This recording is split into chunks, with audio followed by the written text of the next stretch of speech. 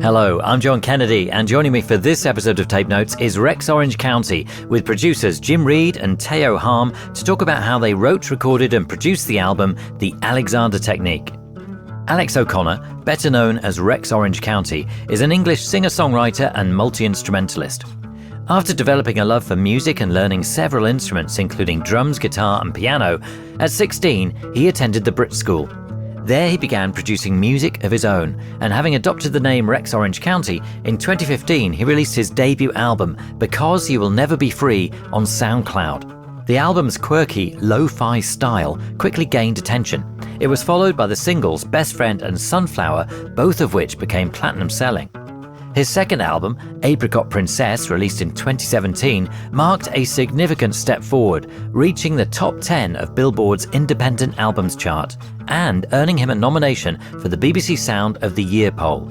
Around this time, he gained further recognition through his collaborations on Tyler the Creator's Flower Boy album, with the tracks Boredom and Forward propelling him onto the international stage.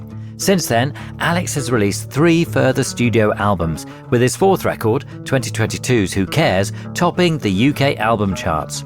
His latest, The Alexander Technique, is a more personal and stripped-back project that explores his struggles with the pain and mental health issues that have sat beneath the surface since he achieved global success as a teenager. Jim Reed is a London-based producer, songwriter and multi-instrumentalist. A graduate of the Brit School, Jim began his career as a drummer, lending his talents to a variety of artists including Ray and Rex Orange County, both in the studio and on stage. It was at the Brit School where he first crossed paths with Alex, forming a partnership that has flourished over the years, with Jim playing a crucial role in Alex's musical journey. Beyond drumming in his live band and serving as Rex's musical director, Jim has begun to take on more production-based roles, becoming co-executive producer for Alex's most recent release, The Alexander Technique. Teo Halm is an American record producer, singer, songwriter and actor. Teo's career initially began in theatre, with roles in productions such as The Sound of Music and The Music Man, before making his film debut in 2014's Earth to Echo. However, his deep passion for music production and songwriting led him to continue honing those skills alongside his acting. In 2016, he began working as a producer on releases from various artists including Kevin Abstract and Omar Apollo. Significant recognition came in 2019 when he co-wrote and produced Rosalia's Latin Grammy-winning hit Con Altura, and also contributed to Beyoncé's Grammy-nominated The Lion King: The Gift. Since then, he has shared his production talents with numerous high-profile artists, producing and writing tracks with Drake, Troye Sivan and Sampha, working on SZA's recent chart-topping album SOS, and executive producing Omar Apollo's record God Said No. Teo's most recent work sees him team up with Rex Orange County in a partnership between LA and London. Today, I'm at Moloko's The Pool studio, where I'm joined by Alex and Jim, and Teo joins us remotely from his studio in LA. But what better way to start our conversation than by hearing something from the record? This is The Table. Looking at a table, wondering what type of wood it's made of, wondering exactly which tree gave itself, and more importantly, who sat beneath that tree, which lovers carved initials, what happened on the ground around it, who walked on the leaves surrounding. Where are those lovers now? Are they still with us? Hopefully. Did that tree mean much to them? Was it their place to go in spring or summer when the sun came out? Autumn walks amongst the leaves. I hope they know my table made me think of them and helped me see much more than just a table. It is The Table by Rex Orange County from the album The Alexander Technique, and I'm very pleased to say that I am sat in a studio, The Pool in Moloko in London, with the creators of that song. We have Alex, aka Rex Orange County, or Alexander James O'Connor, to give you a full title. Hello, Alex. Hello, thanks for having me. We also have Jim Reed. Jim, I'm giving everybody their full names just at this section. I love it. Yeah, that's good. And across the Atlantic, in Los Angeles, California, we have Teo Halm sat at a computer screen, ready to talk to us. Hello, Teo. Hi. So the special relationship continues between the US and the UK as we talk about the Alexander Technique today. And how did it all come about, Alex? You know, What happened? It was it's been in the works for quite a while, honestly. I started working on it in 2020 in the pandemic. It was honestly like it was a pandemic beginning, and as like 2019 I had the idea of the title, or maybe even before that actually, but I knew that it would be named that, and I knew that it would be longer than anything I'd made before, and the plan was to just make something as expansive as possible. And yeah, in the past I'd always been very methodical, and I've always been very much like 10 songs is a great length, and some of my favorite albums are very long, but there's something that's very satisfying about a 10 song album that I had fulfilled, a few of them. And it got to a point where I was like, I'd really like to know what it's like to dig deeper and see what happens if you just try more and more. And this is literally the result of that. And yeah, it's not just a blueprint. It was much more like it was many, many songs made and had to bring it back down to the number that it is, Yeah. But it was very much an experimental few years. And, it's a lot lyrically that is over those 4 years, but it's also more so, I would say, musically and production and the sound, trying to create something more interesting, trying not to repeat myself, and trying to expand the world that I'd already started in, but leaning more into my taste over these last 4 years and changing it up a bit, I think. Yeah, because it is pretty epic. 16 songs in all, and epic instrumentation in different places, and yet very intimate as well at times. I mean, The Table is a good example. That just, it's just you and the guitar for much of the song. For sure. There's a few on there that are literally just piano and vocal, organ and vocal. It's like super sparse at times. And in terms of realizing those ideas, so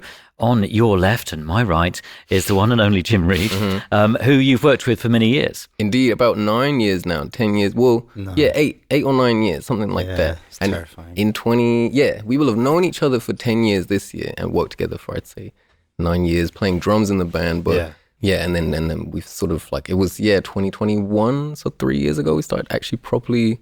We'd made the first song. We'd been making music, kind of trying to make on things and for off, a while. for sure. I feel like it was like a couple of years, or it was like beginning ideas, but never like a full thing until one of the songs that we're going to get into. But yeah, it was initially just drums, and then you've got yourself in your production bag these days. Trying. I think it was when COVID hit, my main sort of, I guess, source of income was playing live, and then there were just no shows. And I'd always been making ideas on my laptop from like college days, and I realized that COVID was just going to be a great opportunity for me to sit down and just make things every day. So that's kind of what I did. And then I thought, if I really want to go in, I'll get a studio or like start renting a studio. And I don't know if it's too early to get into it, but I think it was a funny way that we all first started working together, which was, I hadn't seen Alex in a while. I hadn't seen Teo in ages. Right. And me and Alex were out for lunch near his. And then just by chance, Teo was in town, and we get up from lunch and Teo's at the next restaurant looking like something out of a Ralph Lauren 2009 advert with a little neckerchief on, reading a book, just eating pasta on his own in Notting Hill. Very, very nice. And we all go back to Alex's house, and then, I mean, we can get into that later, but... So clearly you already knew Teo then. Yeah. So for a while. Well, if I may, I used to I went on a family vacation once to Belize, and this is a long time ago, probably like at least 7-8 years ago. And Alex's first album, Because You'll Never Be Free, that was the only album that I had downloaded on my phone when a hurricane hit. And we had to evacuate. It was this whole crazy thing. And that was the only album I had. And it was my favorite album. And I was so inspired by it. And I was just listening to it back. And then Alex and I we would talk over Twitter. And I was just a fan, and I would just hit him up. And then one day he was like, "Oh, what's up?" And we started talking. And every time Alex, he'd be in LA on a show, we would just hang out. And I decided to come to London. I figured that we were going to hang, but there was no real idea to make music or anything. It was more like, oh, we're finally going to get to hang in your stomping grounds. I don't even know if we were planning to meet, but I was just getting lunch one day, and I see these two dudes walk up to me. And from my perspective, he saw a Ralph Lauren ad. I see these two dudes strutting up, looking all cool. I'm like, what the hell? did we go upstairs then, like right after that? It was kind of, yeah, we just started hanging that day, and I'm pretty sure we wrote Was it that song day? That same day, yeah. But it had been many years in the making. All right, yeah, oh no, because wasn't, did Therapy, was that the first thing? I don't know. Me and you, basically, Teo had come to town. We'd all known each other for some years, and Jim had been in the band for some years, and I'd come to LA and played a bunch. But that time was just like, it just wasn't in the, it wasn't, sometimes you put the pressure on making it a little bit. Making music sometimes is kind of a little bit, if you're like, we're gonna do this, it's sometimes harder than just letting it happen naturally, I suppose. And yeah, Teo and I had hung and made a couple of ideas as well that made it onto the album. But the first song that it was the three of us was Guitar Song, and it was in my house, literally just with nothing in. It was kind of the beginning. It was no furniture or anything. It was just sat on like beanbags or a little tiny table and figuring that out. But yeah, long relationship of friends before ever working, which is kind of a nice like. I feel like that's an important point too, because like there was no music for, at least, I mean, I think for both of us, there was no like writing or anything like that for years and years before, and I think that it wasn't pushed, and when it finally happened in a natural way, the rapport was there and the trust was there, so we didn't really have to talk about too much. It wasn't like, oh, is that okay? Is this, you know what I mean? It was really just like very comfortable. Yeah. That's great. So this friendship group was well established. That's kind of what I was trying to find out, I suppose. And it links nicely, because if Guitar Song was the first song that you actually ended up working on together, and that's the first song we're going to look at in depth from the album. So I think maybe we should have a blast of the master, and then we can find out how you created it. Master Blaster.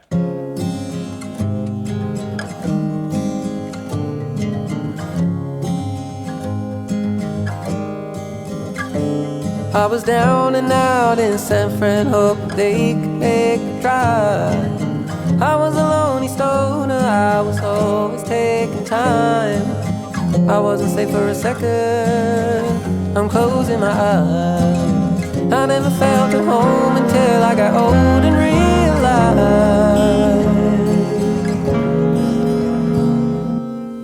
I remember being 16, didn't know a thing with open eyes.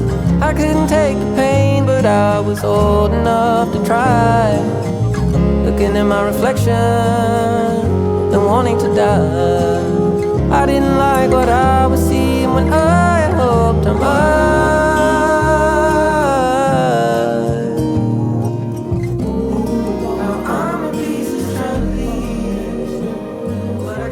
So that is just a little taste of Guitar Song by Rex Orange County from Alexander Technique. And it's a song really of two halves in many ways. I mean, that just gives you one idea of what happened. A lot happens in the song. So what happened first? How did this come about? I mean, I'll give my version of it. I feel like it was some years ago now, but as far as I remember, Jim had some chords that originated, and we sat the three of us with two guitars and worked through creating the chords of that first half, I suppose. And I had a melody over it, which is the melody that you hear, and was from the original time of Sat There Thinking and singing through and freestyling. And it was in making that idea and in making a couple other ideas in that same week, I kind of had decided then it's like we should probably go in to a studio whilst Teo's here, do some days. And we went into Studio 13, which is Damon Albarn's spot. And that was maybe the very first thing we did. I think that was actually the first song of the day. I could be wrong, but it was Teo. Yeah, Teo played the guitar chords and was doubling them. I remember him being in there thinking it sounded terrible, but me knowing I was in the control room sounding, it sounded great. But he was like super unsure and having to just keep it going. And yeah, it was pretty natural. It came super quick. I'm kind of someone that can take a really long time to finish something, and it can be a minute for me, particularly with vocals and lyrics and such. But this was actually a really great example of when it came super naturally and super quickly. And for me, as far as the songwriting bit, I can just say for me that I was in there and it was Teo going crazy for the majority of the time of just like adding stringed instruments, mostly bass and guitars and samples and bits that I had never really come across really. I feel like it was kind of a good insight for both of us actually, as far as like production and Ableton and Teo's like techniques and such with that particular song. And there's one particular part which is midway through, and Teo and Jim had gone off to Jim's spot, which was upstairs. It was like a room that it was like your first room that you were renting, and went to add one part. And whilst they were there for like an hour or so, I was like just doing all the vocals as much as I could. And other than that, that was kind of like, that's my my side of it, I suppose, and then the production side and the ending happening, I'll hand that over to you guys. So what should we hear first? I mean, is there a demo for this, or it sounds like you kind of leapt Do in we have the voice memo? Yeah. Yeah, I will do. I actually do. I'm sorry. I need to Do you grab want it. to airdrop it? Yeah. But it was funny because, as I was saying, I just started renting my first studio ever. And these guys were going into Studio 13 for like 10, 12 days, I don't know. And I was like, you know, these guys were like working really well. And I was just like upstairs. And then at lunch, I would like come down and be like, what's up, guys? Like, can I hear some stuff? And then I heard this, that they started working on it. It was just like, it was great. And then I think slowly they trusted me more to come and like bring ideas and stuff like that. And that was just an amazing time. We made so much. We made a bunch in just that week or... including 2008, another one that we're gonna get into. But yeah, I got this is the demo. This was the very first version of me singing the melody. I haven't heard this in years. Top, sorry. 1, 2. Wow. I was down and down and down, bring down, down, na na na na na,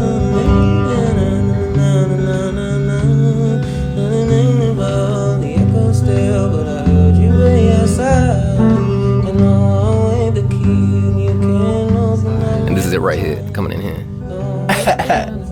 Think I could take a drive. I wouldn't mind not making no now, dog. But away for the weather. I'm trying again. I bought this on me out, but again. Wow. It's always right in the end. It does go in. I don't remember that. Anyway, yeah, to be honest, that and a lot of the songs on the album, we had this joke about just like the Alexander technique. The technique itself was me mumbling over chords, pretty much. That was the technique, and it's me sitting there and being like, this is the song, it's presented itself, it's come through me somehow, and now my challenge is to say something. It's often one way or the other. I either write words and then fit them to a song, or it's that, which in this case, a lot of the music was starting that way and going straight off of feeling and then having to fill in the blanks on the lyric side of things.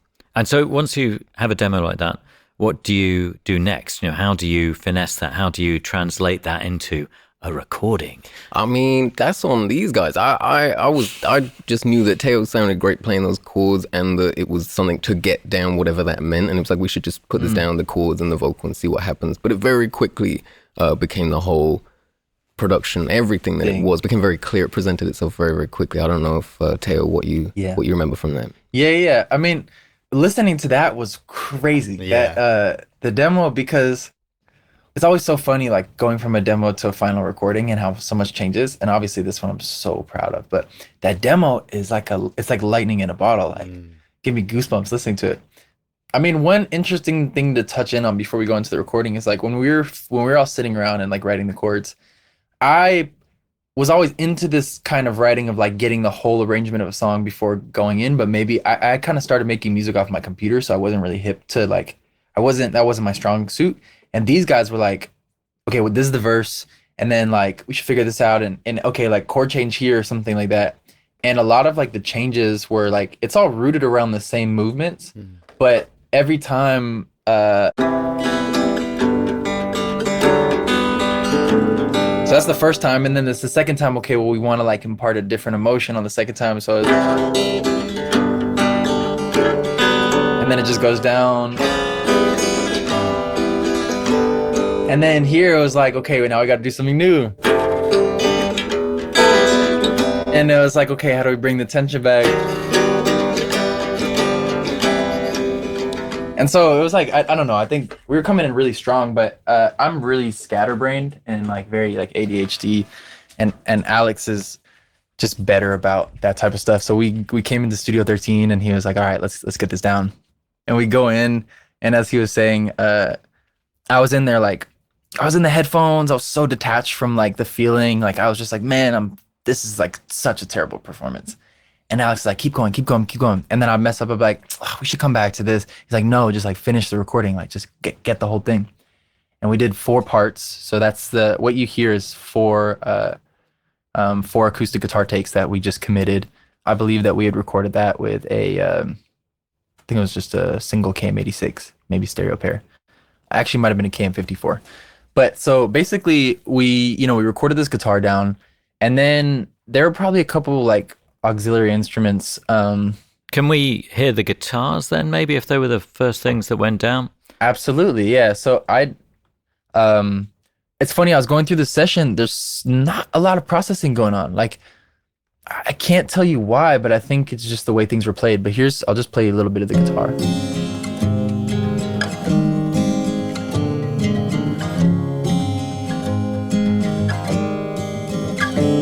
I was down and out in San Fernando. I could take the drive. Was that you freestyling? Yeah, that was also another thing. So you have like the original demo, and then it's like You going off that? me going off of the Yeah. original chords, which is like a slight midway between like the beginning and the end. You know? Yeah. I remember being 16, didn't know a thing, and open died. But we can hear things coming in now. Yeah. So what are they being played from? Are they... We did the guitar. I believe we laid down bass after that, and then it was pretty quickly to Alex. I believe it was Alex going to vocals, and he already had like an idea of the melody. And the thing is with him freestyling, it was kind of different than seeing anybody freestyle for me before that, because it wasn't just like purely like, oh, what sounds cool. Like he would be just in these like, he was just improvising, but it was always like there would be words underneath. Yeah, and you'd hear like a really deep sentiment or something like that, but maybe it just, one word was missing. Mm-hmm. But I don't know if it was something he was like, it wasn't like pre-planned. Like, I think he just like opened up a channel, and in a lot of these first time takes, he would just say a lot of things that would go on to inform the rest. And just kind of going in order of what comes in. Next up, we have this bass clarinet, which is courtesy of our beloved and most beautiful, talented friend, Michael Underwood. So Alex called Michael in to play, and Alex is really good with just, this type of producing of like working with players and arranging. And so Alex was like, when he brought Michael in, he was like, watch this. And, Michael, he was like, okay, do like Alex probably started him off and was just like, okay, like, they're like speaking in code. He's like, oh, let's do that. Yeah, give me some pads, blah, blah, blah. So like Michael starts with like a bass take. Let me find that. It'd be like, So this is in 13. In Studio Yeah. 13, yeah, he would do like stacks of bass clarinet, basically. He's like such a beautiful timbre. Would you just play them all together just by themselves, that tail, just the stack of bass clarinet? yep. Yeah, so basically it's just, it's a couple takes, but he would do this thing where he would work in his mind and kind of just arrange and know. He wouldn't even hear the take he did before, but he would just start stacking and everything sounded good. And, we made a couple tweaks and made it fit more, but this is everything. And he's just responding to that guitar. Yeah. Yeah. Absolutely, yeah.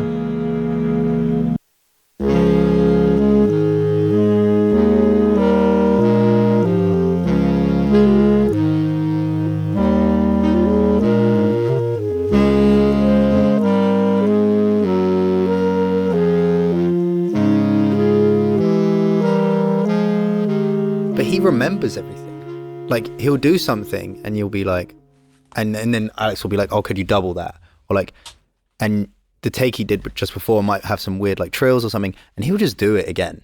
And you'll be like, the fact that he remembered that, or he'll harmonize it in the same way with the same inflections. And it's, yeah, as Teo said, he just arranges everything in his mind. He just goes, you'll just be like, another harmony, or like, so, he's so responsive and so and so creative. Yeah, as it's well, like he's one of the most amazing players that I've been able to work with. And so yeah, so we have a bass take here, not much going on there. I think Alex and I were just passing the bass back and forth, like figuring out the parts. So next up, well, yeah, let's go a bit forward. So here's this sound. At the time, I had downloaded this app on my phone called Keezy. And Keezy was like similar to this app called Koala, which you guys probably know. It's just like a, pocket sampler. And so we just started, we basically plugged the phone into the aux. I would do some stuff and then we were sampling it. So this, the next thing that comes in is this. Which in context, it's just something that, it's just building the track up. I wanted to die. I didn't like what I was seeing, but I was open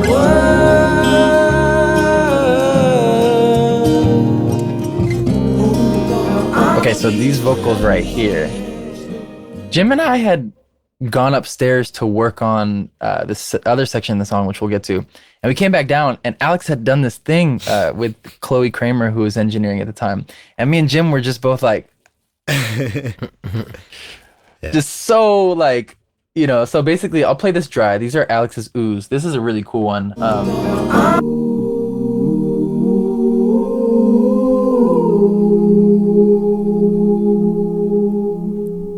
And at the time we were doing a lot, we were using Melodyne as kind of like an EQ informant shift. So like, you know, Alex did that and we were like, okay, like how can we make that just something fresh? And just with like a little bit of crystallizer and Melodyne formant shifting, it ends up sounding like.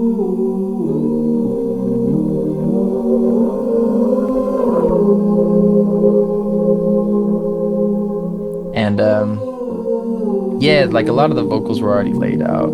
Great, but it hurts just the same. And another big thing I think at the time, like that ended up becoming a sound for a couple of the songs on the record was Valhalla Room, because I think like it was important for Alex to feel, you know, just like recording vocals in headphones is like a really interesting thing, and being able to be like inspired by what you're getting and not just have this like super clean recording.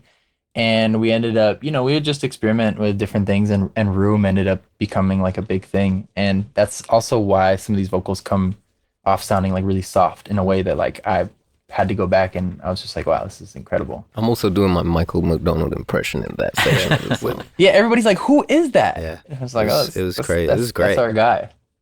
So they left the room. Mm-hmm. You carried on. Mm-hmm. Yeah. Exactly. It was mostly just I kind of need to get in the zone a little bit with the vocals, because sometimes I kind of like, mentioned by Teo, is Chloe Kramer, who was recording me for a long time. Chloe Legend. Kramer and Tom Archer, both are the people who helped record this whole project. And I'm kind of sometimes just need to get in the zone, particularly when it's freestyling lyrics and things, and actually just takes. I'm quite the perfectionist, which is at times to my advantage and at times to my detriment, but I'll take a while, you know, I'll do like a lot of takes. So I'm kind of, it definitely, particularly with that, I was wanting to get it as good as I can. Knowing that they were upstairs, knowing they were about to come back, I kind of was like, I want to just get as much as I can right now. Yeah. And again, it was pretty demo-y. And this is again, beginning to the middle of the song, and there are no vocals for the rest of the song, but that's that. Because then it gets to this point, and then suddenly it's almost like, right, band, take it away. And, and everybody has a lot of fun. Absolutely. It's like a saxophone breakdown. Mm-hmm. That's Michael as well. Right. Yeah. That's, Teo, that's you. I mean, that's kind of all Teo's work on like that last section. And I played drums though. I played the jazz drums at the end. Right. And Finn Carter, incredible jazz pianist, played the piano at the end. And my good friend Joe McLaren played double bass at the end. Incredible player. But yeah, go ahead, Teo. What, play those, like, how does it get into that transition? So I'll do a couple things real quick. There's one thing that I think is worth noting. So when we get to this section right here, once the chorus hits.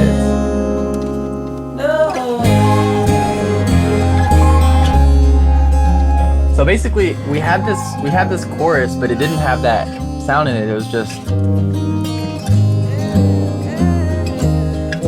It was basically just the guitar and these vocals, and there was like, we're like, what do we do? And again, I had this app on my phone. So I'm just gonna show you real quick how we made this sound, which is like one of my favorite parts of the whole thing. I'm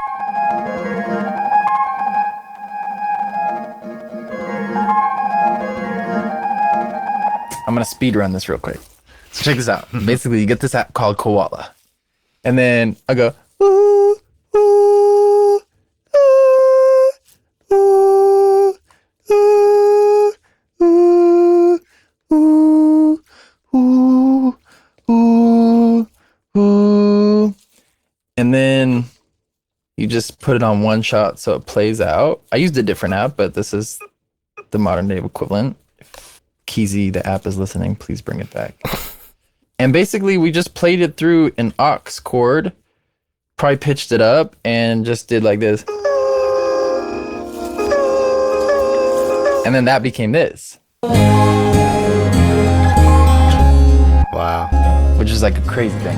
Wow. I mean, like a flute. you'd think that is a kind of instrument, wouldn't you? You'd think that's, I mean, there's a lot of instruments to try and identify on this song, but on some of the other songs as well, where you're trying to work out, what is that?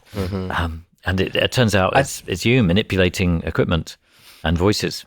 It's funny because I think a lot of the, like, when we talk about like the process of this song in particular, and just a lot of these on the record from what I would just see of them working, is like there wasn't much like premeditation on how it was going to get done. I think a lot of all the stuff was just a facilitation of like what the song was asking for. Yeah.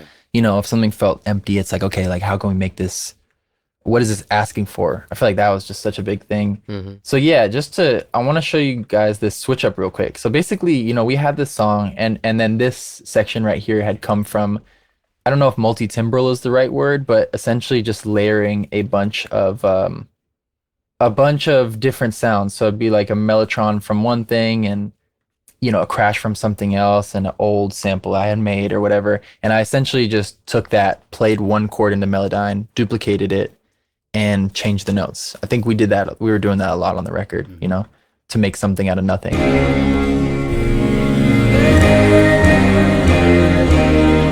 So that's really just like dozens and dozens of sounds together to make a chord. And then we resampled that. And so then we're at the end of the song and we're like, okay, do we go back to like this verse again? And that just doesn't feel right. That probably felt a bit forced when we tried it.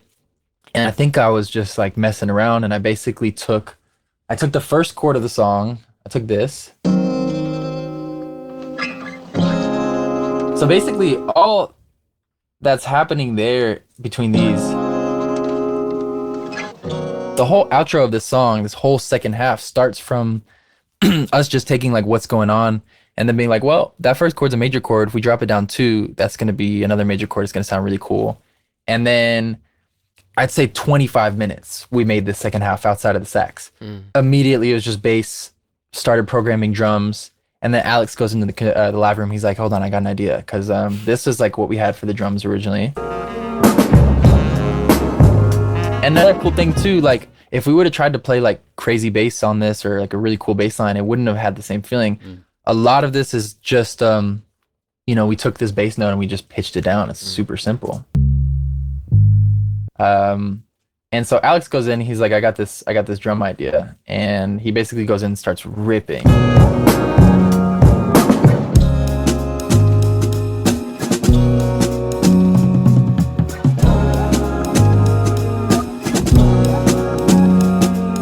And these crazy sounds you hear in are from this artist named Blank Forms, Tyler Gilmore. He puts out these sample packs of tape loops, stuff that he makes like from cassette loops and whatnot.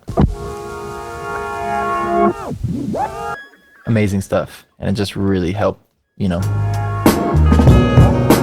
You had a little like modded tape cassette kind of machine thing. There's a guy in the States named Foldy Makes who makes these like modified cassette Walkmans, and so I got inspired by this dude and we were making our own tape loops and we would do that on some of the songs.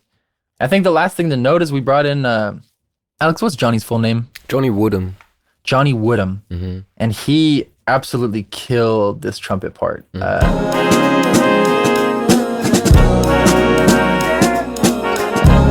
you know, we just got a bunch of stacks. Really, that was just a mix of for the saxophone and the sax solo, we did TLM 103. And then for the trumpets, just because they were brighter, we ended up using the Coles. And yeah, that's really about that. The rest of this was just experimenting and kind of using pieces we already had and recycling them. And then after that, we put it into Pro Tools, and you know, these guys were just doing their thing over in London, putting the whole masterpiece of an album together. And then I hear it back, final vocals with this like crazy piano solo with the upright bass. I'm just like, you know, they took it to another level. Yeah, so which Jim and Alex can probably speak to, but yeah. Exactly. So it kind of lost it. It was very quick on one day, and then that same version stuck around for like 3 years before it got properly finished. Yeah, Right. That was the version for 3 years. exactly. Just that. Right. And then it goes to you then, the two of you. Yeah. Well, this was such a precious song because it was the first song that we all did together, and it felt like the spark of, I guess, a new avenue for Alex sonically and songwriting, I guess. So I think there was definitely a lot. I think we were all quite scared to kind of touch it and Yeah. and mess with it. And there was actually a lot of back and forth about that last section because it went on for a while and we loved it so much, but it definitely felt like there could have been something in there. And I think we wanted to get a whole bunch of people. We set out a schedule at Alex's studio to have like a guest week whilst we had like a 2-month sort of plan to finish the record, and one of the weeks was guest week. So we brought in a whole bunch of different musicians that we loved and friends, and one of our friends is a guy called Finn Carter, who Alex previously mentioned, who's an incredible jazz pianist, well, just pianist, and Alex's good friend, our good friend Joe Mack, incredible bass player and upright player. And we got Finn in to kind of, I guess, play whatever, really. He was ripping. I mean, that last section is crazy. The last section is like super unconventionally long and Yeah. strange and not particularly normal, I suppose. And that was like, I love that about it. And I never wanted to change the length,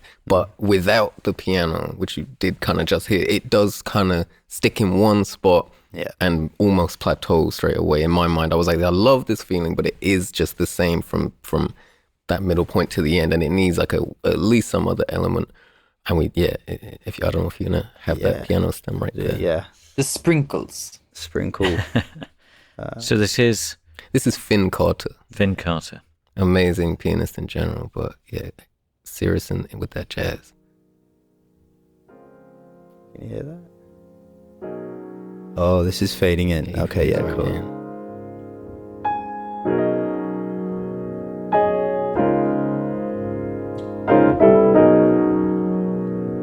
So that was fading into the way it was. His solo This stuff right solo. there, yeah. I mean, alone it just sounds amazing. I'll play it in context.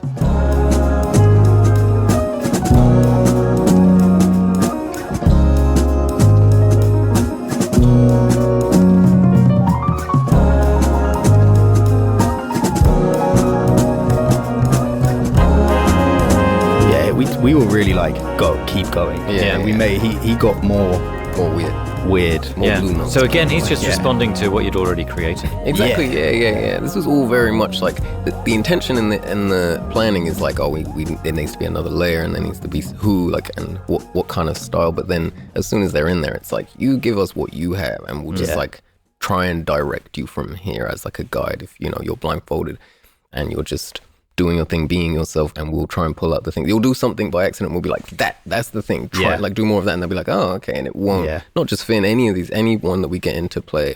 Yeah. It's I was just gonna say that I feel like that was a big thing, like the in between moments for like the stuff that wasn't necessarily intentional, but then you'd hone in and you'd be like that. Yeah, Like, once you yeah. heard it, you knew. Yeah. exactly. And going back to the kind of room thing that Teo was mentioning about us using like Valhalla Room and just that kind of live thing, that natural sound.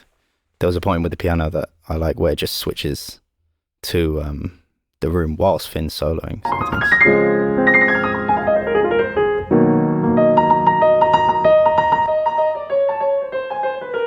And that was just a mic by Alex, had like a little window to his staircase, and it just created just like a completely different feeling, as if you were in the room. Yeah, totally.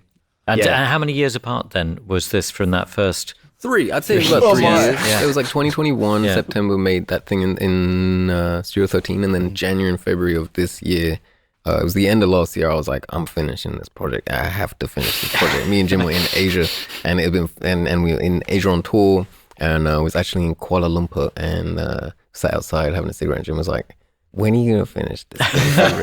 Because it's almost like an ongoing joke at the time. It's like, it's been in my life for such a long time. Certain songs I won't touch. I'm like, this is from 2020, but it's going on there. Like the first song on the album, Alexander, is literally as it was on the day. Again, one day, and that was in Decoy in Suffolk.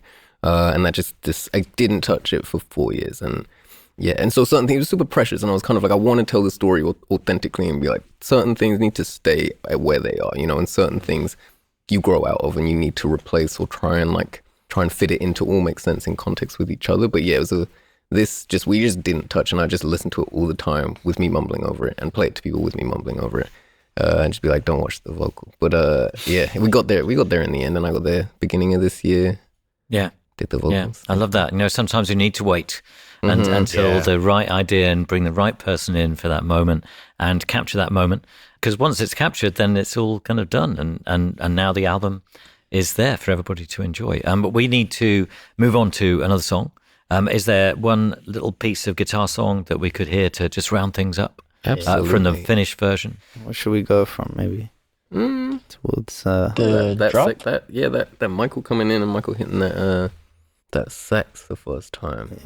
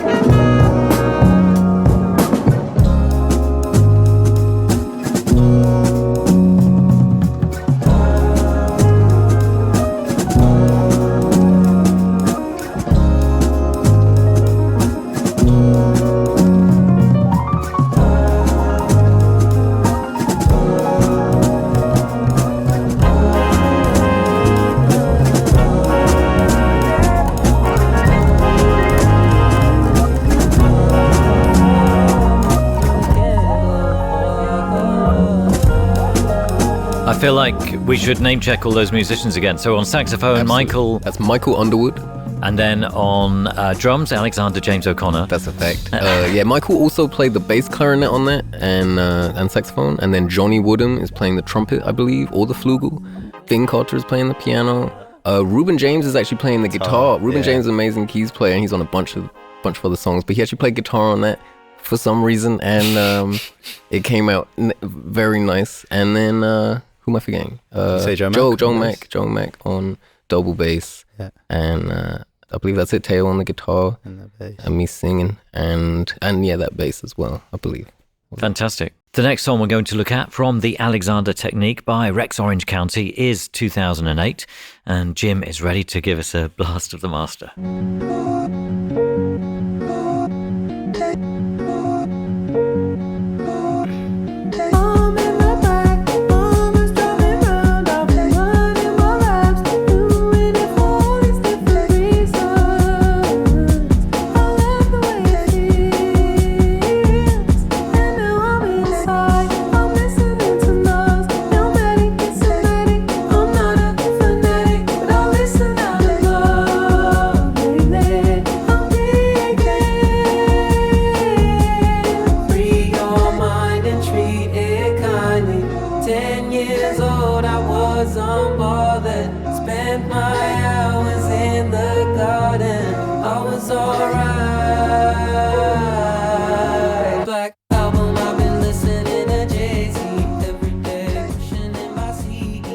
A little taste of the finished version of 2008, and one of the striking things about the Alexander Technique, Alex, is the variety of voices you employ and the variety of pitches and tones that you create, and that's a good example of another kind of voice that you're singing in there. For sure, that is the first time I've ever done like a straight falsetto as the lead vocal, and it's kind of like it took a slight bit of convincing myself almost a little bit to let that out and it be okay. The song's actually had a really interesting ride where the demo, I'm sure you'll hear, like the original vocal was exactly in that world, and I'm falsetto for a lot of it. Again, it was a scratch that ended up really quite similar.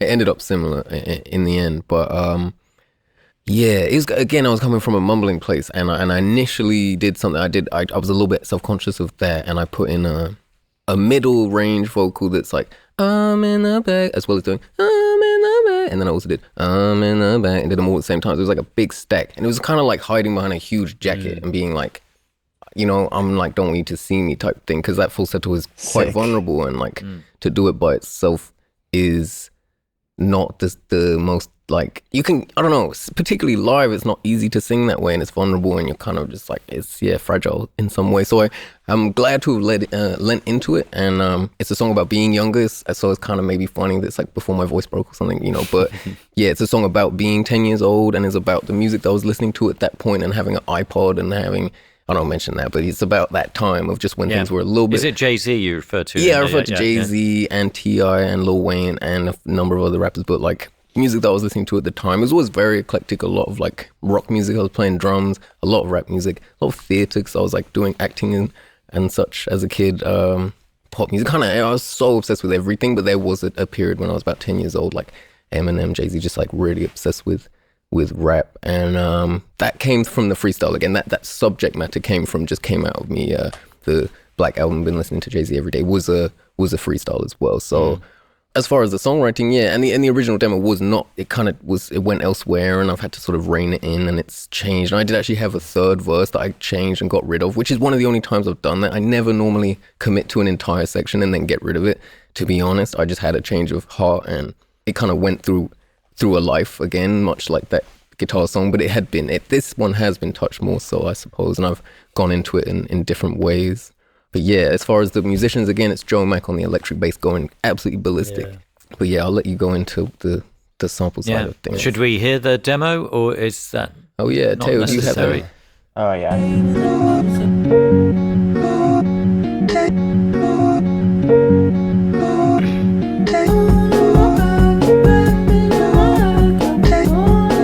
So is this the demo then? This is the demo. Oh right, wow. Where would you have recorded this? Studio 13 as well. Oh, actually. okay. Same time. Right, week, okay. Yeah.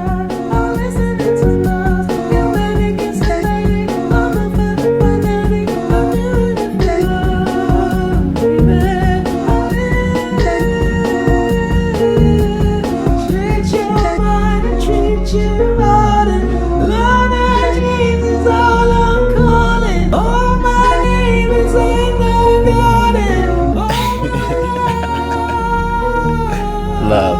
Black Album, I've been listening to Jay-Z every day, moving in my CD player. I've been living the same. It's the same way I do. So having created this, what did you decide to do? What was the decision-making process? It's like, well, we got this, but we're not entirely happy with it. Where does it go? Yeah, I kind of, for me, I personally felt like it's meant to stay as quite a simple production, and quite a simple song. In a lot of ways, there's not loads going on harmonically. And I think for me, my priority was just the vocals and writing a good enough story that played into that, lent into that thing about being 10 and referencing different music.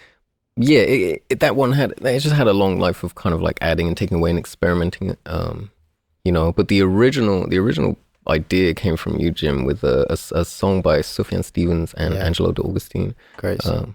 A song called Murder and Crime. We were probably downstairs working on something else, and Jim was like upstairs in this room. Yeah, that's a fact. Yeah, me and Kay were downstairs, and Jim was on his ones doing that. We were probably working on Guitar Song, to be honest. Like we were probably getting Guitar Song right, and then Jim comes down and he's like, "Guys, also got this." Just comes with this crazy. This was that thing I was saying, like do you have that? Lunchtime, I was just like, oh yeah, I just got a couple of ideas, just like trying to, and it was good fun. And Teo was, to be fair to Teo was so kind and so encouraging to me, and just like, Teo definitely pushed me to come with some stuff for these guys. So we're on this Melodyne thing. Do you have that sample in front of you, Jim? Yeah. I think also being a drummer, I always wanted to play other instruments, but I put a lot of time into drums, and I wasn't great at guitar or bass or piano.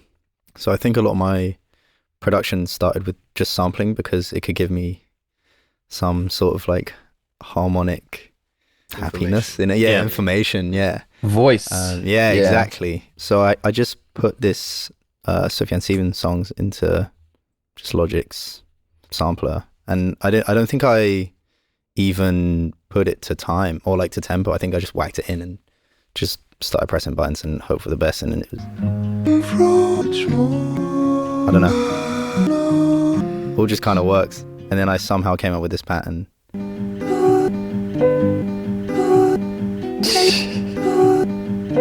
I was like, oh, this is cool. And this is actually very sped up, 36%. So I actually started here.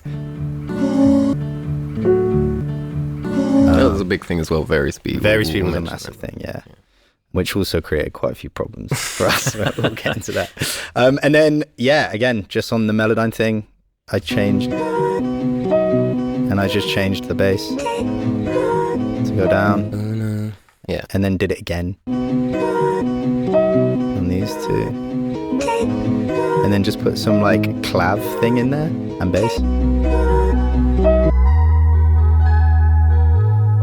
Just showed this to Teo, and Teo was like, say less, bounce me that. Yeah. And he took it and kind of ran with it and chopped it up and did his thing. I basically just took it because his thing had all the life to it, and I just programmed these drums to it, just because it felt like it was asking for like this like, Yeah. and then it was like an assembly line. Like Jim comes with this crazy sample, I put some drums on it, probably play a bass line, and then Alex heard that and it was just like, all right, let's go. Jim, real quick, do you have the Melodyne in front of you? Yeah, I do. I was gonna say, just because we didn't show it before, but do you want to show the Foreman shifting thing real quick? Yeah, I do love that. I'll show on this one. I don't think I actually form shifted anything. I think I might have done some attack differences, but this is it normally. And then if I just drag the former down.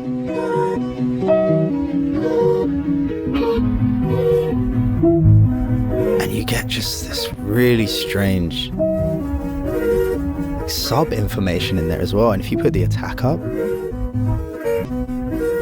or like the attack the other way, and if you wanted to chop that up, I'm sure you would get something amazing. So Yeah. it's this was just a huge part. A lot of playing with that. This was one of our favorite instruments, I guess, if you want to call it that. And then Yeah. where did it end up after? Like, so we kind of just like sat again with that for a while. Again, it was like that thing you initially heard of me mumbling and trying to get the story out. And then I kind of went and worked on the vocals themselves. Really, I just kind of like I didn't change too much. I kind of structured it out slightly differently and moved the taking it slow part, and kind of like I mostly was focused in on the vocals, to be real. And I went away and did that. And then again, when it came back to like the beginning of this year, I'm pretty sure that was just the Jan and Feb that we got back into it. I don't know if we really touched it before then. No, I don't think so. And then brought it to my house, and I feel like there's a few things going on that we added on. Yeah, there is. I also have a question for you, Alex, once we go through these parts.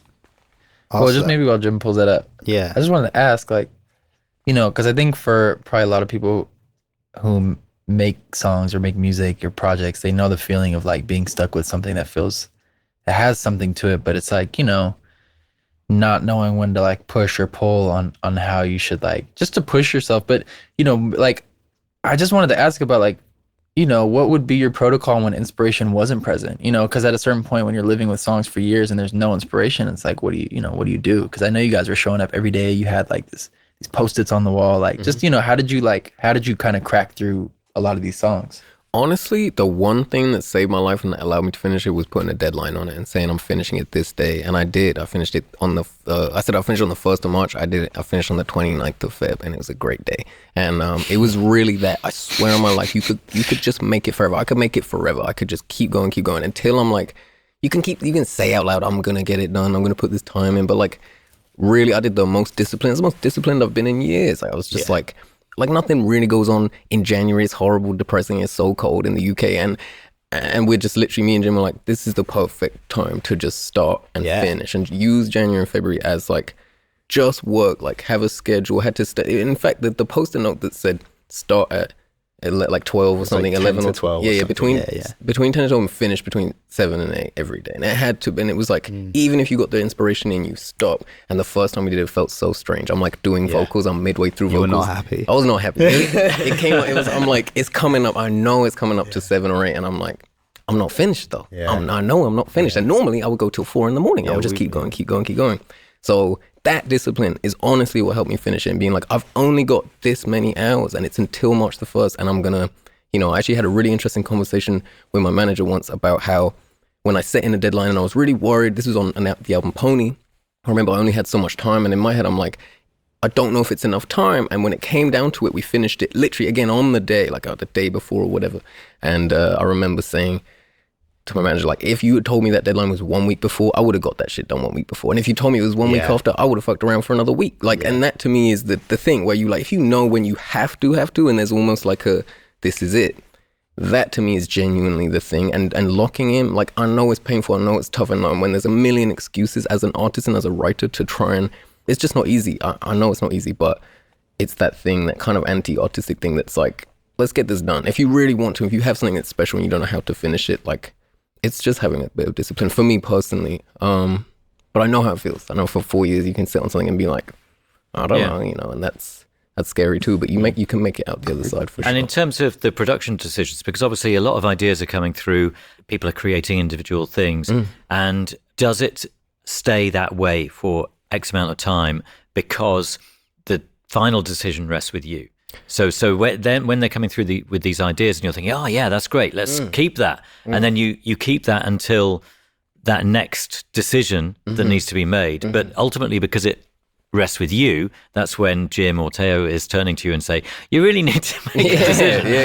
Exactly. No, it is that, and it's on me. And thankfully for Jim and Teo, you know, that's equally kind of like part of it. I think that's collaboration in a way. I have to know when it's what I'm happy with and what I'm willing to put out into the world with my face and name on it, you know. But at the same time, sometimes you don't know. You could ruminate, you know. If you sat in a room by yourself and keep going, like, you might not finish it, you know. I do think there's the idea of having a friend there or someone you work with or a sounding board that can be, guiding you a little bit. And you ask those questions, just like, what do you think on this? Like, I need to make a decision. It's either in or out. Like, do you have a feeling on it? And if they do, then just being like, that kind of answers your question. If they say it shouldn't be there and you're like, but I want it there, then you want it there. You know what I mean? Or if they're like, it should be in, you're like, yeah, then you knew.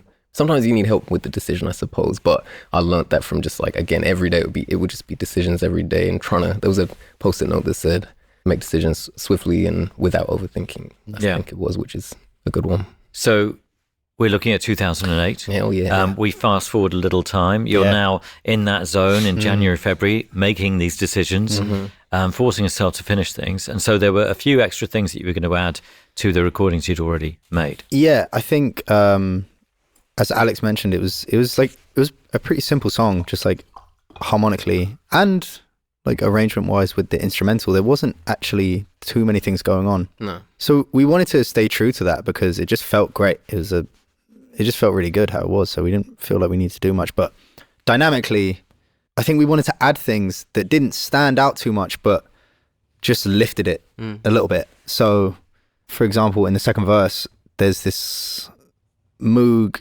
and guitar thing that you can't really hear on the record, but it kind of just worked. But it doesn't do much. It's kind of I'll play it.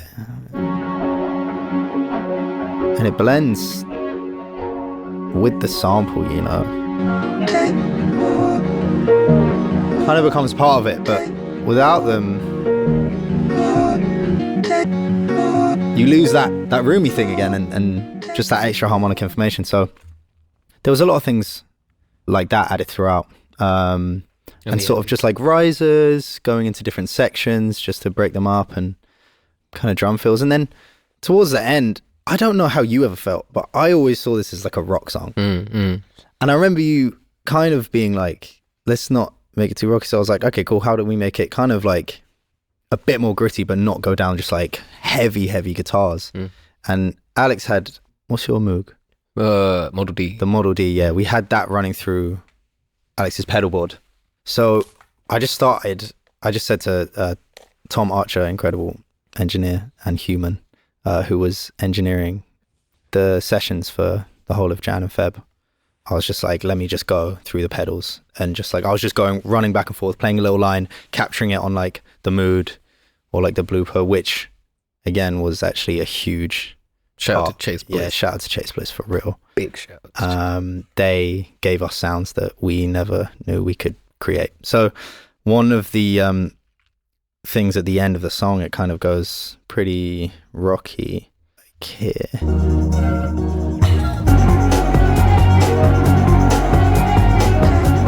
This isn't the final thing, but what was put in was these, basically. These were all just like Moog add parts, which we loved. And it just brought up that like kind of gritty thing without having to go down like a really rocky guitar route or whatever.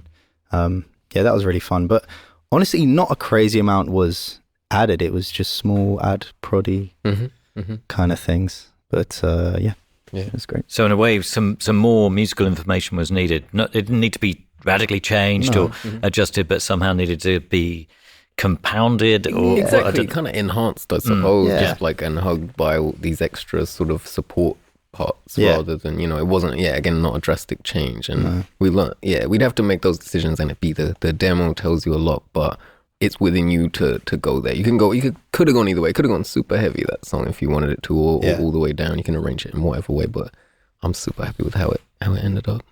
Yeah, no, it sounds great. Maybe we should hear another Blast the Master to round things up, and we can move on to our next selection. So I'm taking it slow. I've been moving much too fast.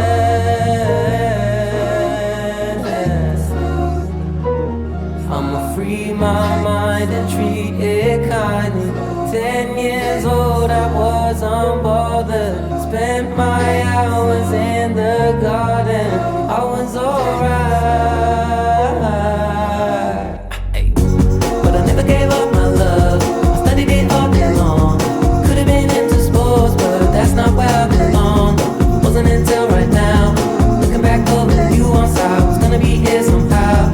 Do not wanna say I knew it, but I did my own self proud.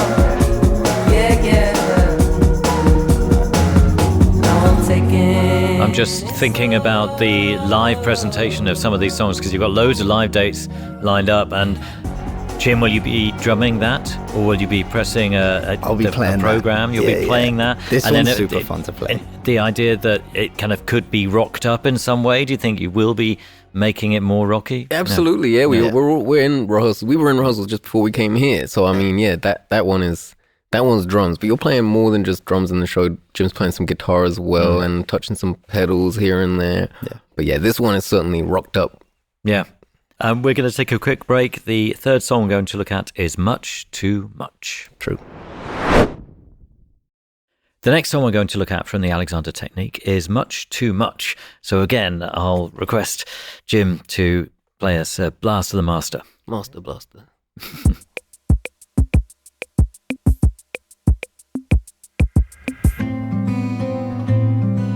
Throwing your phone and throwing that pain at the wall. Making excuses, making it up and breaking it off for once and for all. Taking a fall and feeling fine. Safe overall. Got people to call.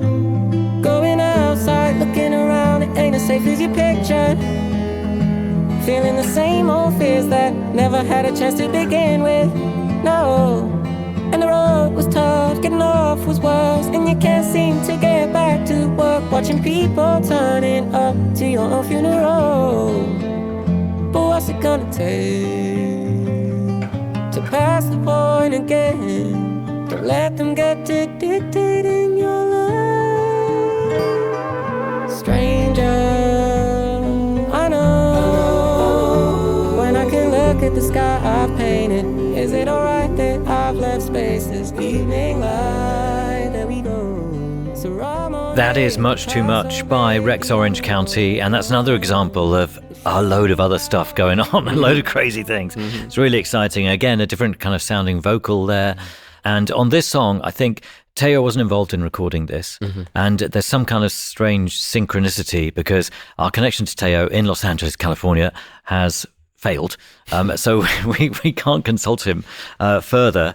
But this was just the two of you working on this, is that right? That's right, yeah. It was just Jim and I, also in Studio 13, but at a very different time and not in the same room, in a small room upstairs that Jim was hiring. And again, this was another, all three of these are actually ones that were done in one day, create like the original idea starting in one whole day, and then time going by listening to it and being like, okay, wait, how do we re-enter into this and finish it off type thing. But this is a strange one, an interesting one. It was recorded a lot slower, which is why it sounds that way. Right. And we have the OG here if you want to hear. I'd love to hear that. Because I mean, you're an extraordinary vocalist, Alex. So I wasn't sure whether is this pitch control, is it something happening here, or was this just Alex demonstrating his amazing talents? So originally it was like pitched up a bunch, and then I ended up I don't even know if did we bring it down and then I synced to it, or we just recorded it real slow. I think we recorded it slowly because I don't think I could play that guitar part at that speed at that point. And again, this was just, I came with the first sort of round of chords, and then I was definitely a bit like, oh, I don't know how far I can go. I don't know where my guitar skills can take me. But Alex had faith and was also very just like, just keep going. Like, we can do this. Kind of like Guitar Song, how he was just like, all right, let's add another chord here. Let's go here. Let's go here. Let's go back to the main chords, but change them a little bit. And then it was kind of that Alexander technique thing. Yeah, that was the whole day though of just playing guitar. I was just playing guitar, the whole session was just writing the part. And again, just like with 2008, Guitar Song and quite a few other songs on this record, Alex just started freestyling over it. And we only have 2 other full takes. And there were a couple where I can see here, he would have just been like, all right, yeah, go again. And on take 10, he just came out with this whole thing. And apart from this tiny little section right here, this melody became the melody of the song. So it sounded like this at the original speed. Throwing your fault and throwing that pain at the wall. Making excuses, making it once up, making it up and once and for all. Having to fall and go inside, saving the raw, bringing a go. I'm mumbling again. Yeah. In a warehouse again. So it was that. We went through the whole song, and I don't know if you did this whole take and we then sped it up and then made all the edits, or we made all the edits slow and then sped it up. That's what we had to do. This is where it became kind of tricky. So you start that slow, and then we, having recorded all the guitars and recorded that one whole take, speed it up, and it has a whole new life, which is what you hear kind of in the original, which is just in a different key, in a different tempo, and a different feeling harmonically. Are we able to hear that before you add the other things? Of course, how it sounded when we sped it up. Oh, yeah, on that. Yeah. Throwing your fault and throwing that pain at the wall. Making excuses, making it once up, making it up and once and for all. I'm gonna fall and go. And what was the original impetus to speed it up? Was it, you thought the guitar part should be faster, or... Yeah, I mean, or was it just like, let's see what it sounds like? So I, to be fair, I'm pretty obsessed with very speed, and just like I love how it feels to speed things up and slow things down. And to me, if you have one chord sequence and take it up into a different key, it feels entirely different. Some people would disagree, but I personally feel like you can have the exact same thing happen in a different speed or a different key, and it really feels different. So I'm probably just experimenting first. And then, on reflection, the part is so slow, it's unbelievable. I mean, it's so low and so slow that I'm like, thank God we sped this up, because it is really slow. But I suppose it was, made partly necessary and partly just playing around, I suppose. Yeah. And we actually, when we re-recorded the vocals, we did run into a lot of problems because it was too, the register the vocal was at once we sped it up was too high for Alex to re-record when Alex had lyrics for the song. Because for so long, we'd done most of the production for this song before you did the vocal final take. The final take, yeah. And there was just a lot of like pitching down or like slowing down, but then your vocal had to be alter buoyed, or it was really weird. So in the final vocal take, there are a lot of weird artifacts that came from little alter buoy taking the formant down, which I really like. I think it's cool. The artifacts can almost be quite percussive sometimes. They're quite like sharp, and there's parts of this song that are very like percussive, and I think it suits it. And I thought I wasn't mad at it. At first I was a bit weirded out, but I quite like that. I don't mind it. There was definitely a process though of like having the demo vocal and then trying to, so we then like slowed it, but nowhere near as much as it originally was. Slowed it like kind of just somewhere less, and then sung it there, because it was like I want it to be close enough to the key, like the key that we'd sped up to in the first place. That's where we want to end up, but it's just too high for me to get there. So we'll bring it down a bit so that format, that chipmunk thing, isn't too present, and that the yeah, it got a bit complex at times, but Yeah. ultimately just trying to do something quite simple, but Yeah. gets like that. And then with the guitars, I think, I mean, should we, because we should Yeah, hear sorry. both the way the guitars were changed and also the way these vocals were changed. So, I mean, Yeah. what should we hear first, which is a better context? so I think you kind of heard how the vocals changed. Yeah, maybe just hear that solo, the original vocal and the new vocal. Yeah. So this is the original that got sped up. So this is what Yeah. we went off for ages. Throwing your phone and throwing that pain at the wall. Making excuses, making it once, I'm making it up and once and for all. Having a fall and go inside. If I take these effects off as well, Saving a roll, you'll hear. grabbing a cold. In a warehouse looking around, as big as your picture. You get those weird sort And in the of same corner, you never had a Formant chance to begin with. artifacts that are kind of chippy, And the and road was I don't know, it's tough cool. and the corner far. And then the final vocal sounded like this. Throwing your phone and throwing that pain at the wall. Making excuses, making it up and breaking it off for once and for all. Taking a fall, then feeling fine. So you can still tell it's like pitched up, Yeah, Safe but it's overall. quite a bit cleaner. Got people to call. But it has a lot of echo, is Yeah, it? what's on going on it? there? Yeah. So I think on this OG one, It's quite on this particular delay. Yeah. I had effect rack. Okay, effect rack doesn't want to be opening right now, but I believe it's a setting that I tweaked a little bit that I really love called Echo Boy's Galaxy on the Echo Boy thing on effect rack by Sound Toys. And then it would have been probably this reverb on Valhalla. Oh, 300 large hall. Yeah, just like pretty simple preset. And another effect rack situation. Oh, a little slap Yeah. for some reason. We loved using slap as well. That was part of the like whole room kind of sound. We really liked that for some reason. And yeah, I think we tried to translate that as best as we could in the Pro Tools session. We probably dialed it back a little bit Yeah.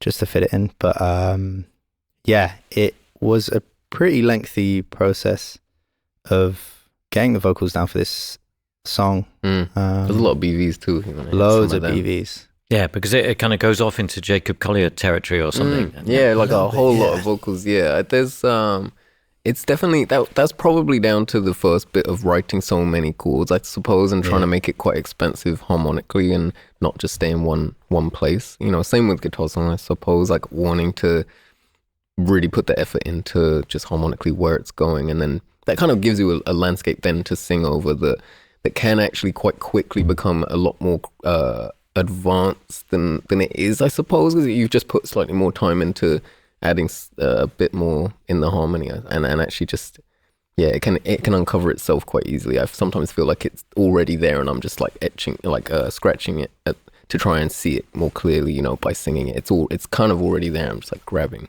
If you know what I mean.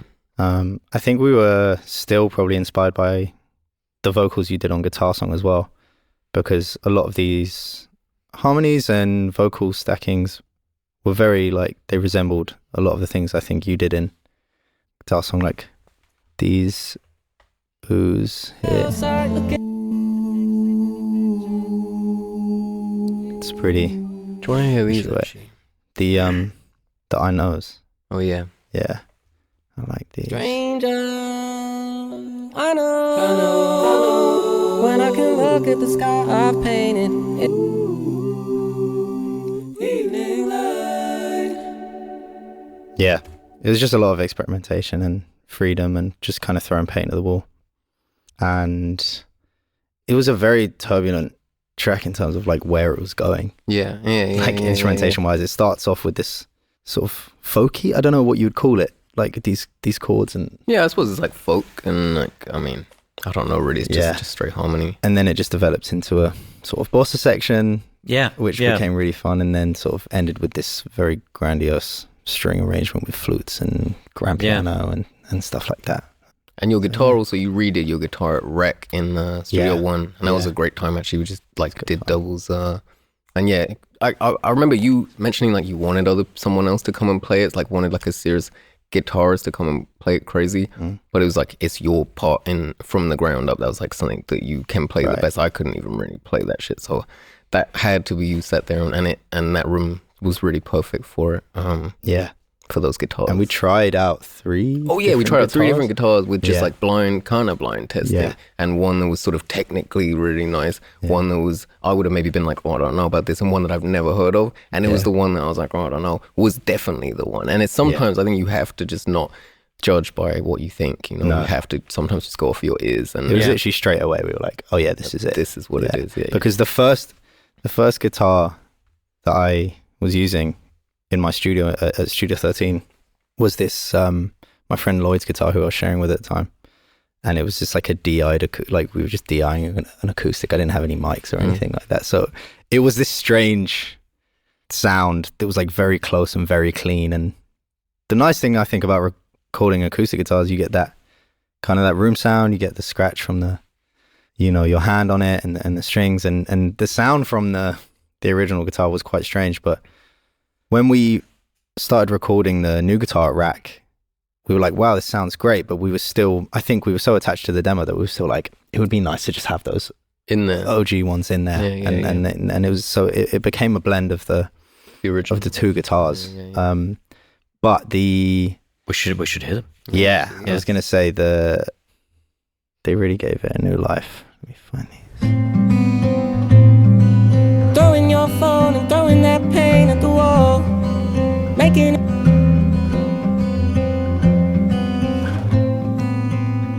They're the new ones without the original, and then the original is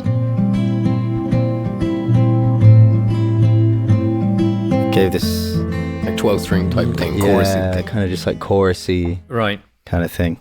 It just added a nice layer to it. But yeah, we were really happy about that, and it was quite a long process of me trying to get it right, but we got there in it, and we were really happy. And also, speaking of legendary studios, we hit Abbey Road Studio 2 for the strings, which is very, very iconic, and one room I've always wanted to be in, regardless of whether we got to record or not. I just was so lucky to even walk in the room. And yeah, I've done strings before, done them at Air. I've also done them at a small studio called Snap, which is in North London. It's really great, and I record a lot of Apricot Princess there. And yeah, Abbey Road was like kind of like top tier to me. I know there's one as well, which is like for 80 people or whatever, but it's with Sally Herbert, who arranged and wrote some strings on the album across like 6 songs, I think, maybe 7. Yeah. Amazing day from like, you know, just like Christmas Day, like just like I was waking up so early, just so ready, and just like on my way to Abbey Road, like so excited. And this one has probably one of the more beautiful string parts on as well. Yeah. For outro. Shall we play them on their own? Or by themselves is nice.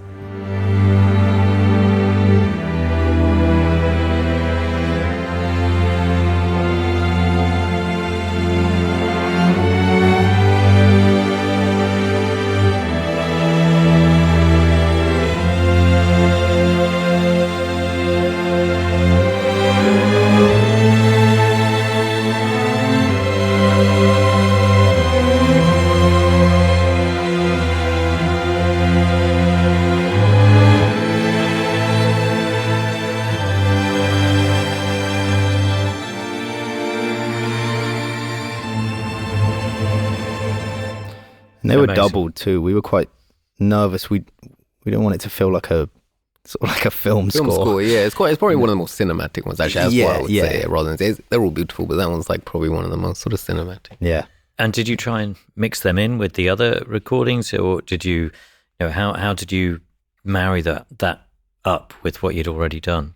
We had a demo string. I think it was a decision that was like earlier before going into Abbey Road and being like, there should be strings, and I think it was done with just sort of like Spitfire patches, which are amazing actually. I've got this one pack that's incredible from Spitfire, and did a demo version of strings just on a MIDI keyboard. And yeah, Sally would interpret a lot of the demo versions of just like either just with an audio file, which blows my mind, or I would sometimes be able to give her some MIDI and she could point out what notes were happening. But yeah, on the whole, she's incredibly talented when it comes to just like transcribing and working out what we were trying to achieve. And she has her flavor as well, and then changes certain things to give it her voice. So really lucky to get to work with her and to get to work in that room.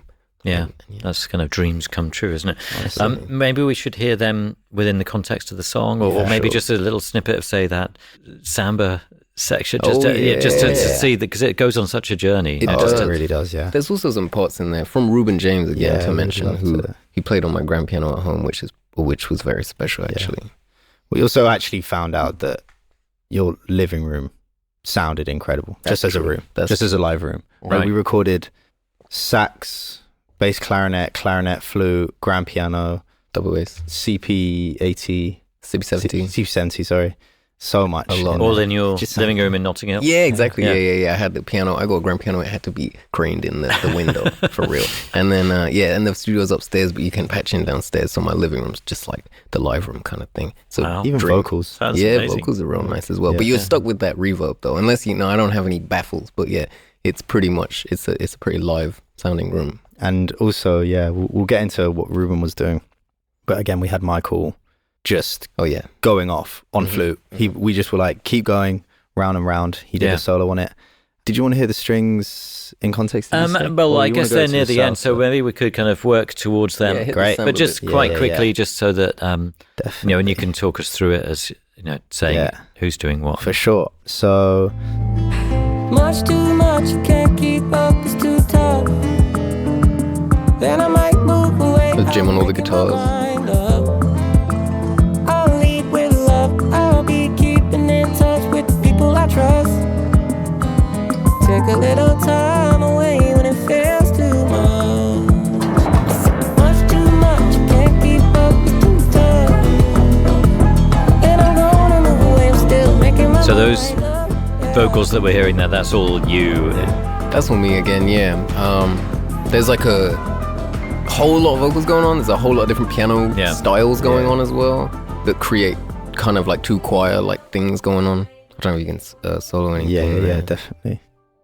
But that was another thing where we had to be careful not to add too much, because when you have someone like Reuben James and Michael on the same song, and me and Alex are both like, kids in a candy shop being like, play more, you end up with way too much.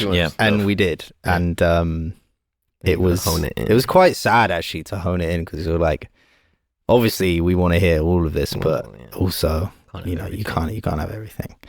But this was play Bums. Bums.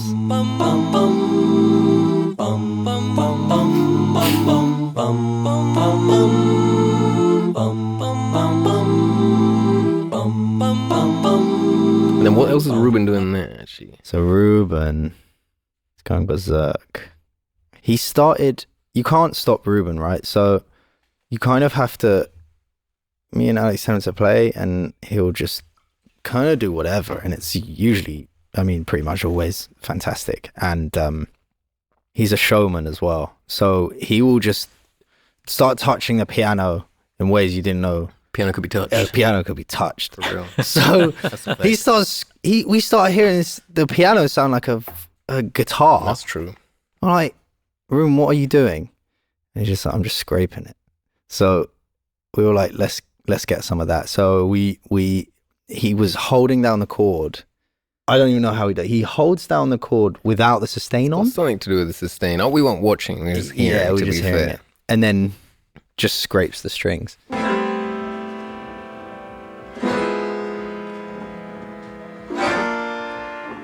So in the madness, it's like,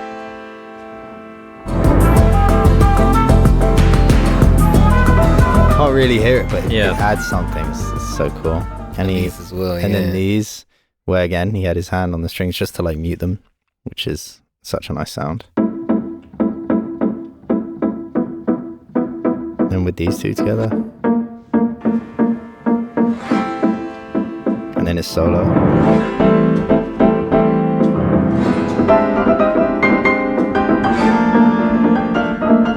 It's just so much fun, honestly. And then going into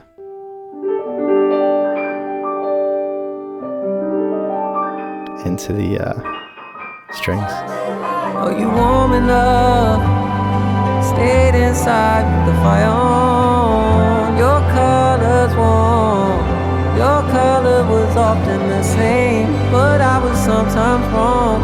The belly button went on for so long. People with different eyes. So yeah, it was so much fun, and they were so good that just felt so effortlessly, like going from one end of a sound to another.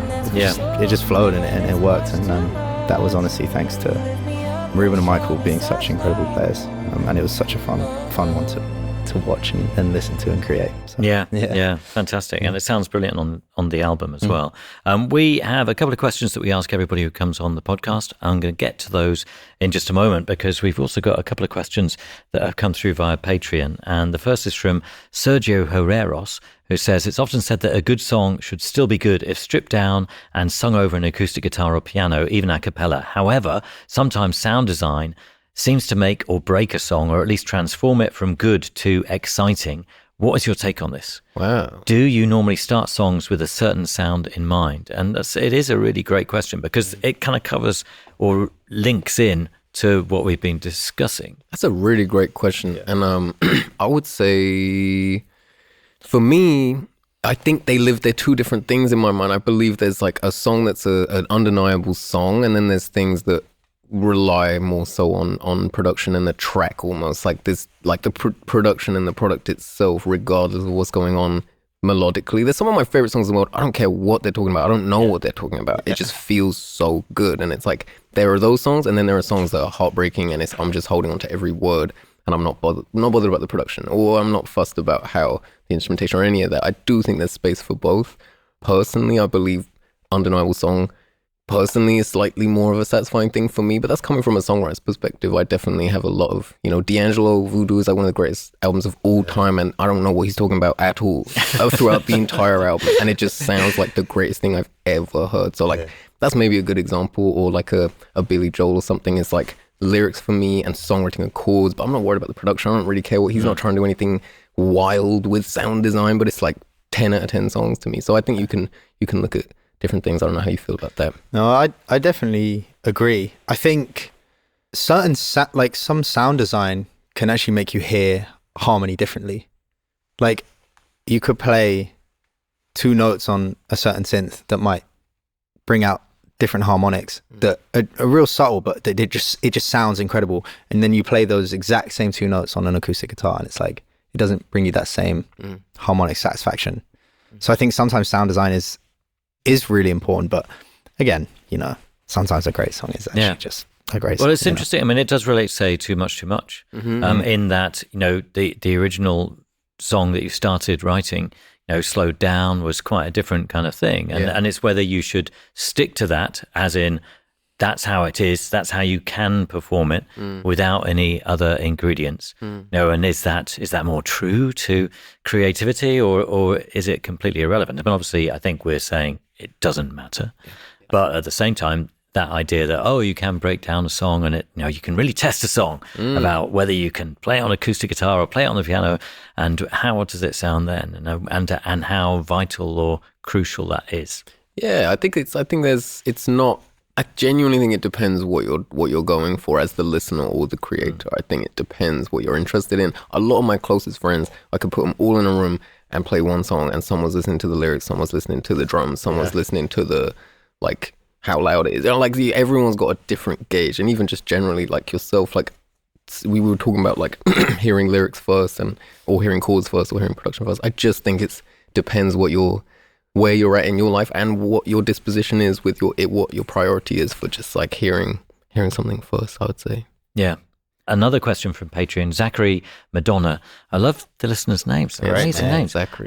What is your process when collaborating with artists? I'm really interested in hearing how you worked with Tyler, the Creator, in particular. And that is an interesting thing. He got in touch with you out of the blue and liked your stuff, and then suddenly you end up working with him. Yeah, that was that, I suppose. And as far as being in the room together, I think it's with him, there was one song that he had a real vision for, and he was like, I want you to sing this exactly, and I did that, and he was like, that was it, cool. And then there was another one a couple of days later where he was like, I don't know exactly what I want here, but I want you to try some things, and I did, and I kind of felt the opportunity in that moment. I'm a huge fan and was already there. I'd already figured out this one song that we had in mind, but then it was the second one that was had to pull on my sort of writing strings, which was weird in the moment to have to write in the room, which I don't normally do. But I kind of felt like it was like no time like the present, like this is all, I've just got today with him, so we're going to do that. That's as literal as I can get, as far as collaborating. It's a funny balance. You got to really leave your ego at the door and don't walk into it thinking like, I'm going to get this person on this song, because they're not going to get on that song. Like almost definitely the thing that you think is going to be,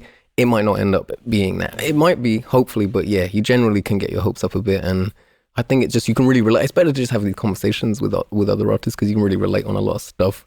And there's not, everyone in the world doesn't know how it feels to be in that position. And it's such a blessing and such a strange thing at the same time. I don't collaborate loads, but yeah, Tyler's a really good example of one. Someone you can work with a lot of people. But I kind of, my strong suit is like producers and players, like musicians. I think I really enjoy collaborating with. But yeah, I certainly am wanting to collaborate with as many artists that are willing to do so. Yeah. And it's interesting. I mean, from what you were saying right at the beginning of our conversation, you all knew each other for a while, and you're able to collaborate because there's this friendship and chemistry going on, and that's something to build on and react to, and it's very relaxing, isn't it? As well, it makes it easy. Oh, actually, James Blake. I can't forget about James Blake. He's on the album. Yeah, talking about. I thought we could maybe use the James song as the outro, so we could hear about that in just a moment. Definitely. But we asked people about their favorite piece of equipment or favorite tech that they can't do without when they're creating and recording. I mean, you've mentioned a lot of plugins and a lot of different things. Mm-hmm. What would you say? For me, it's probably a C800, the microphone, because I just used it on every song for vocals, and I found it in before we even worked on this, I kind of started that Pony time. I found the C800, and I just I've been in love. I've been lucky enough to have one, and it just is in the crib, and that's the one mic that I feel the most comfortable on. Somehow, I'm sure there's others out there I haven't tried, but yeah, that one I would love personally. I'm not on the buttons as much these days, so I'll let you go with the hardware thing. Hardware or software, or either, whatever you prefer, really. Whatever's more crucial. For me, I think one thing I've always come back to, or just I always love using and slapping on something and seeing what I can do with it, is the Good Hertz Wolf compressor. It's pretty popular, it's not a hidden sort of underground plugin, but I think coming from a place where I never studied production or anything, I don't know kind of the proper rules. I mean, there aren't proper rules, but I always used it as more of an effect more than a compressor. It was always just what happens if I just slam the compressor on this, or put the wow thing up or out phase or whatever, and it always brings me fun results, whether I put it on an audio file or drums or a synth, or it always brings out the strangest artifacts for me when used to quite an extreme place, I guess. Yeah, I find it really fun. The other question we ask everybody is about advice, whether you've learned something along the journey so far, or whether you've been given some advice by somebody else that you would pass on and share with other people. I've definitely been given a lot of good advice over the years, for sure. But I would say probably at the moment, even more so in my head, I think it's always important to try not to compare yourself to other people. And it comes in super naturally for a lot of people, even just day to day as humans. We kind of you're judging the way you see the world and how you feel about everything is kind of you're balancing. I don't think that's good and I do think that's good, and it's judgment, and I would never want to be like that and I would want to be like that. But at the end of the day, you can't, I really have found that you can let yourself down by setting up pressures, I believe. And I would honestly say, trust yourself, believe in yourself, believe in your friend, believe in the people around you, but you can only be as good as you can be. You will never be as good as someone else, because you will never be them. I remember someone telling me about how an artist was I'm going to be better than this artist one day. And it's you can't, you won't. Good luck. You are you, you're in your body. I'm going to be as good as I can be. I'll be as big as I can be. I'll be as small as I can be. I'll be just me. I can't be anything else as much as I would like to be. And I would honestly I would say that to anyone. Please just try and just enjoy it. Accept yourself the way you are, because it's brilliant how it is. And don't wish it away. Don't wish you were someone else. You got everything you could ever need within you, I believe. And that would be mine. What about you, Jim? I mean, I agree with that. But I think one thing that I've really benefited off practicing is not rushing when making you know, a beat, or well, if I'm in a session with someone, not feeling that Time pressure. that time pressure, like knowing that they, most likely, if you have a good connection with them, or you kind of you're on the same page, knowing that they are going to allow you to create something. And I think if you actually take your time, they're going to get something better out of it. You're going to get something better out of it. I think wanting to make something good is useful, but rushing is not going to get you to a better place. And I don't think for their benefit, doing something quicker is going to be more beneficial than taking longer and getting a better result out of it. You know, it's not that. And also, one other thing, I think if you're in a session and you're making something with someone, don't say it sounds like another song. Oh, yeah. I see that. And if I'm in a session and someone does that, it's just, I automatically shut down. I usually see the singer or artist automatically shut down. Just make the song, even if it sounds like it, just make the song, and then just let the artist decide. Like, just let them make the song, you know? Yeah. That's that frustrates me. That's a good one. I can see that. Yeah. Thank you so much for your time. Thank you. And for doing the homework and digging in deep. And we've lost Teo, but pass on our gratitude to Teo. We absolutely will. And we will play one more song, another selection from the Alexander Technique. And I did think that maybe our outro song should be Look Me in the Eyes, which features James Blake. You referred to it, Alex. Just tell us a tiny bit about this before we hear it. I will. This song is entirely written by James. It's his lyrics, it's his melody, structure, everything about it, piano playing, it's him. And we had a long conversation in the studio. It was like 3 hours long about the state of the world. And he was about to leave. He's like, okay, I'm out here. I was like, no, hold on. Just before you leave, please go in there and play the piano for a little bit. This is at Conway's Studio C in LA. And he goes in, he plays for 18 minutes. He did 3 different jams, freestyles. The last one was 3.5 minutes, and it was exactly what you hear. And it was just without my vocal on. So he just did it just plain and simple. It came out of him, arrived. And I swear on my life, I swear on everything. That came to him. He did not pre-write that. That was not, it was genuinely off the dome. You could tell from if you hear that 18-minute thing, you know the first 2, he's just like trying things. He lands on Look Me in the Eyes at the end. He leaves, he spends 3.5 minutes on it, and he's like, yeah, it's pretty good. And he leaves, and then I sing on it for like 7 hours for the night. Overnight, it gets to like 8 in the morning. I'm like, okay, I think I'm done. Teo's asleep on the sofa. Yeah. And Dylan, who was helping engineer at the time, got me through that. And I was like, I gotta get this right. I gotta get the exact right notes. And I sent it to him that morning, 8 in the morning, went to sleep, woke up, and he had texted me like, great, sounds good. And just like, didn't really want to change anything. So it's like, very special story, but that was really a gift from him that I'm fortunate enough to have. And it's of course my part is in there too, but I credit James in a big way for that, so shout out to him. Amazing, fantastic. Thank you again. Thank you so much for your time.